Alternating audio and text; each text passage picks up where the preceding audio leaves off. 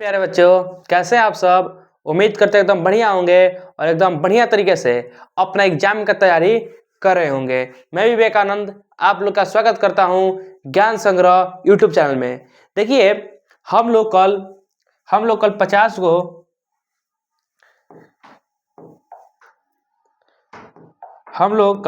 गो objective देखे। कितना? 50 objective देखे थे, ठीक। और कल मैसेज आया था कि भैया कुछ इंपॉर्टेंट क्वेश्चन लाइए जो कि डायरेक्ट 2026 के एग्जाम में टकराने की संभावना हो। तो देखिए, आज हम लोग एकदम 100 को VVI वायरल क्वेश्चन को लेकर आए हैं, जो कि हर एक बार एग्जाम में पूछता है, यानी सदाबहार क्वेश्चन हम लोग लेकर के आए हैं, ठीक। ये हिस्ट्री का क्लास आप लोगों का होने वाला है, हिस्ट्री क्लास होने वाला है। और जो विद्यार्थी 2026 में एग्जाम देंगे उनके लिए कुछ खास क्लास ये होने वाला है, ठीक। ऑब्जेक्टिव की यह क्लास होगी आज, और एकदम तगड़ा तरीके से आज की क्लास हम लोग करेंगे। चलिए क्लास को स्टार्ट करते हैं बिना कोई देर किए हुए। देखिए, स्क्रीन पर हम लोग का पहला क्वेश्चन है कि हड़प्पा सभ्यता किस युग की सभ्यता थी। हमें बताना है कि हड़प्पा सभ्यता जो थी यह किस युग की सभ्यता थी। तो देखिए बच्चा, यहाँ पर यह कांस्य युग की सभ्यता थी। किस चीज की? कांस्य युग की सभ्यता थी। इसे कांस्य युग की सभ्यता क्यों कहा जाता है? तो देखिए, यहाँ के जो लोग थे वो लोग तांबा, क्या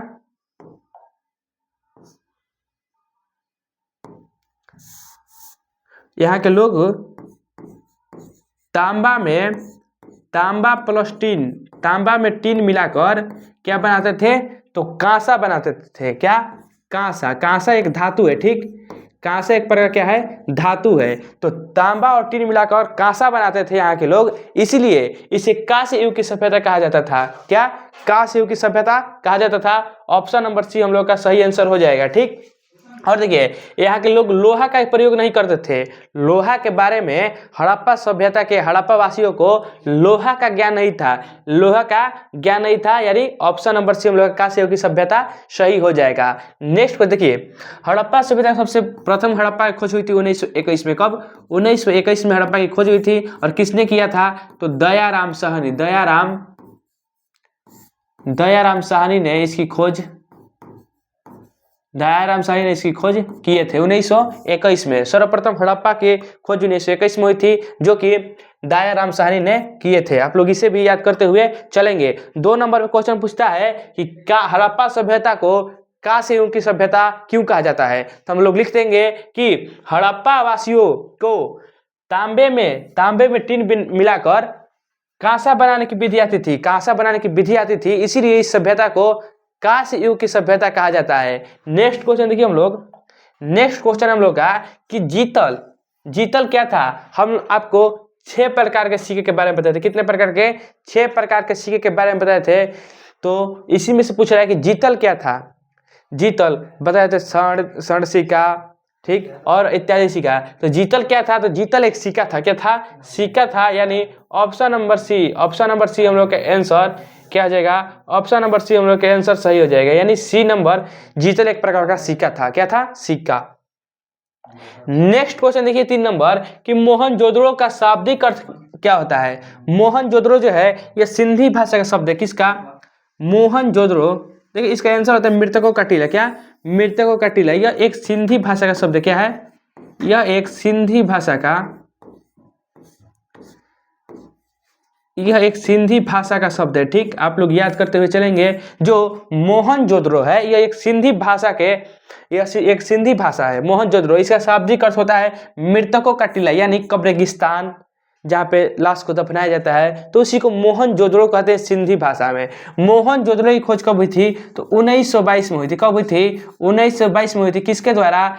आर.डी. बनर्जी के द्वारा। किसके द्वारा? आर.डी. बनर्जी के द्वारा। आप लोग याद करते हुए चलेंगे, ठीक। मोहनजोदड़ो से क्या मिला था? विशाल अस्नानागार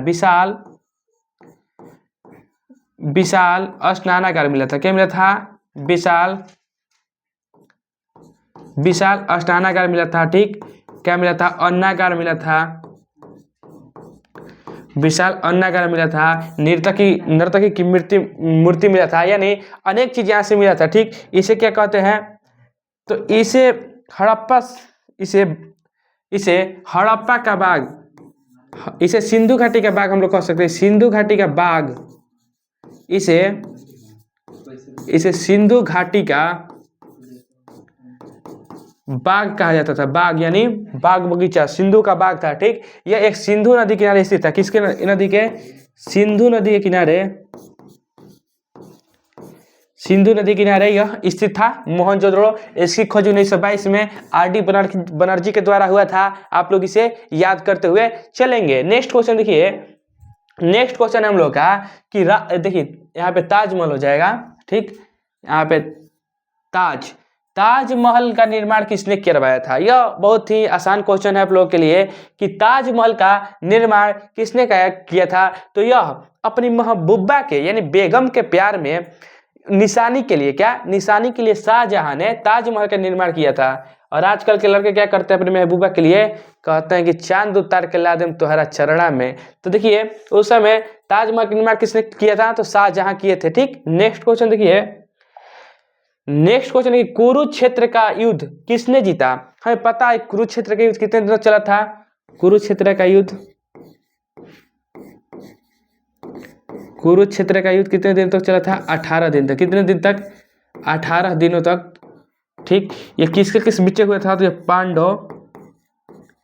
ये पांडव प्लस कौरव के बीच हुआ था। पांडव और कौरव के बीच हुआ था। ठीक, पांडव और कौरव के बीच, जिसमें पांडव विजयी हो गए थे, और ये कौरव जो है यह हार गए थे। तो ये क्या कह रहा है कि कुरुक्षेत्र का युद्ध किसने जीता था? तो पांडवों ने जीता था। यानी ऑप्शन नंबर ए हम लोग का आंसर सही हो जाएगा। पांडवों ने कुरुक्षेत्र का युद्ध जीता था।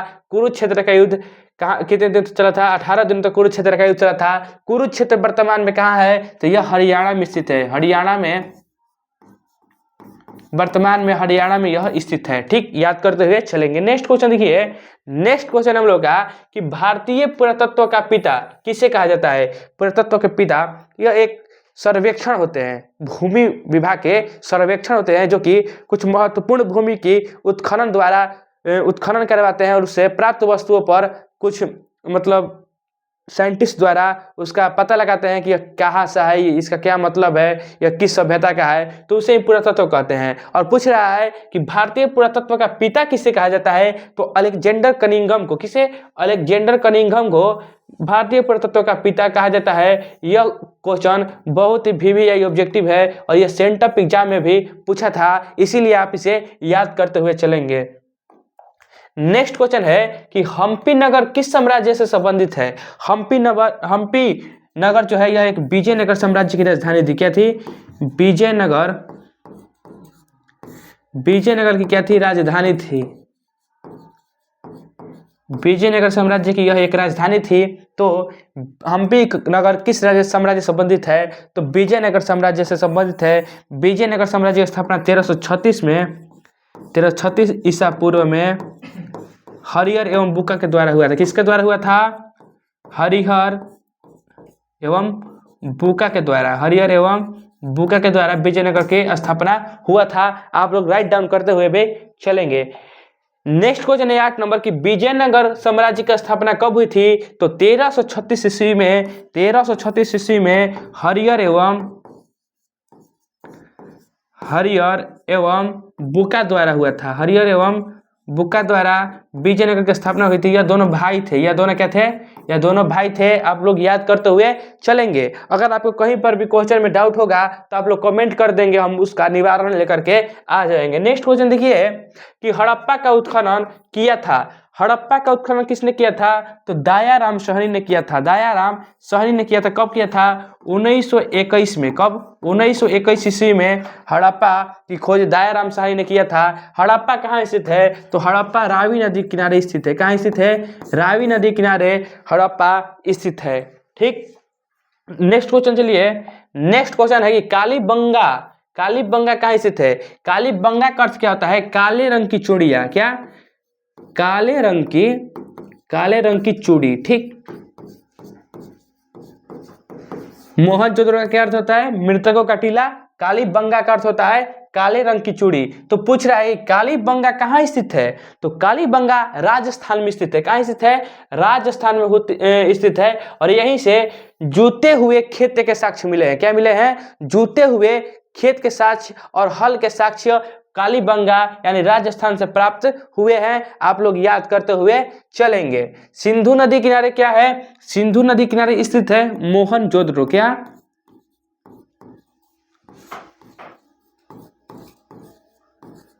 मोहनजोदड़ो सिंधु नदी किनारे के स्थित है। ठीक। राजस्थान जो है कालीबंगा, इस कालीबंगा किस नदी किनारे स्थित है? तो सरस्वती नदी, सरस्वती नदी या घाघर नदी। ठीक, सरस्वती नदी या घाघर नदी के तट पर यह स्थित है। आप लोग याद करते हुए भी चलेंगे। नेक्स्ट क्वेश्चन देखिए हम लोग का।